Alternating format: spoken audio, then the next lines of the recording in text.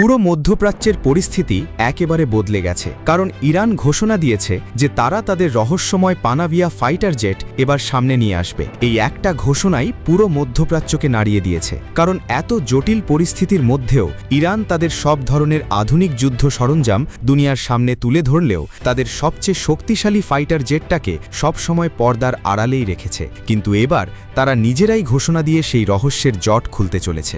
মাত্র ৮ মাস আগেও একবার এই যুদ্ধবিমানের একটুখানি ঝলক দেখা গিয়েছিল, আর সেই মুহূর্তে সবচেয়ে বেশি তোলপাড় হয়েছিল ইসরায়েলে। তাহলে প্রশ্ন হলো, এই বিমানে আসলে কি আছে, আর কেন ইরান এটাকে এত গোপনে আগলে রেখেছে? ইরানের এই যুদ্ধবিমান মূলত এফ সিরিজের একটি বিশেষ সংস্করণ। সাধারণত এফ সিরিজের বিমানগুলো বেশ পুরনো মডেলের হয়ে থাকে।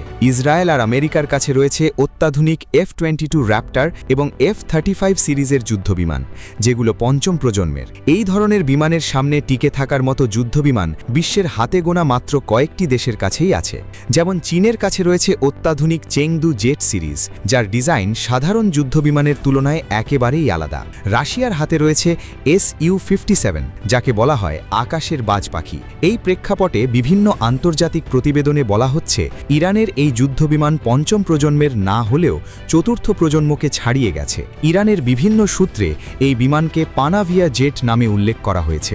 এই যুদ্ধবিমানে রয়েছে দুটি টার্বোশাফট ইঞ্জিন। এর ফলে এটি অবিশ্বাস্য গতিতে উঠতে পারে, প্রায় ২৭০০ কিলোমিটার প্রতি ঘন্টা, যা শব্দের গতির প্রায় ২.৫ গুণ।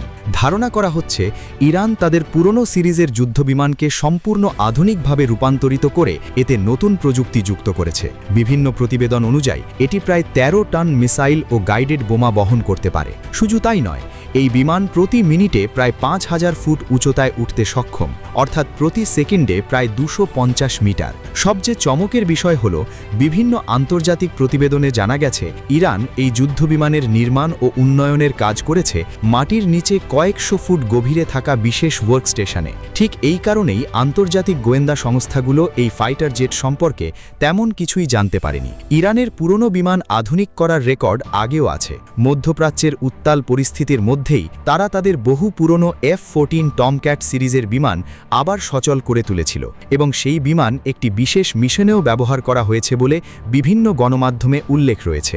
এই পানাভিয়া জেটে রয়েছে SR রাডার সিস্টেম এবং C3 টার্গেট লকিং সিস্টেম। এটি একসাথে 16টি লক্ষ্যবস্তু ট্র্যাক করতে পারে এবং একই সময়ে 5টি টার্গেটে আক্রমণ চালাতে সক্ষম। আর এটি পরিচালিত হয় ইরানের নিজস্ব স্যাটেলাইটের মাধ্যমে, ফলে শত্রুপক্ষ চাইলেও এর নেটওয়ার্ক সিগন্যাল সহজে জ্যাম করতে পারবে না। কিছু প্রতিবেদনে বলা হয়েছে এই বিমানের ইঞ্জিন রাশিয়া থেকে আসতে পারে, কারণ রাশিয়া বিশ্বের অন্যতম উন্নত মিসাইল ও রকেট ইঞ্জিন প্রস্তুতকারী দেশ।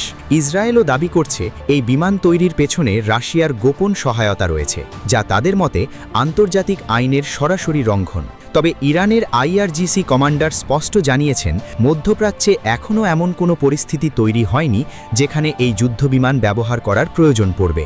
এই বক্তব্যের পরেই অনেক বিশেষজ্ঞ মনে করছেন এটি আসলে এমন একটি অস্ত্র যেটা দেখালেই যুদ্ধের সমীকরণ বদলে যায়। অনেকে ধারণা করছেন এটি MiG-29 এর কাছাকাছি কোনো সংস্করণ হতে পারে, আর MiG-29 এর শক্তি সম্পর্কে পুরো বিশ্বই জানে। একে বলা হয় ডগ ফাইটের রাজা, অর্থাৎ শত্রু বিমানের সাথে কাছাকাছি লড়াইয়ে এটি অত্যন্ত দক্ষ। অল্প জায়গায় দ্রুত মোড় নিয়ে লাগাতার আক্রমণ চালাতে পারে। ইরান দাবি করছে এই বিমান সম্পূর্ণ নিজস্ব প্রযুক্তিতে তৈরি, আর যেভাবে তারা তাদের মিসাইল প্রোগ্রাম এবং ড্রোন প্রযুক্তিতে অভাবনীয় অগ্রগতি দেখিয়েছে, তাতে তাদের হাতে পঞ্চম প্রজন্মের যুদ্ধবিমান থাকাটা মোটেও অসম্ভব নয়। হয়তো ধীরে ধীরে সময়ের সাথে সাথে ইরান সেই রহস্যের পর্দাও একদিন উন্মোচন করবে।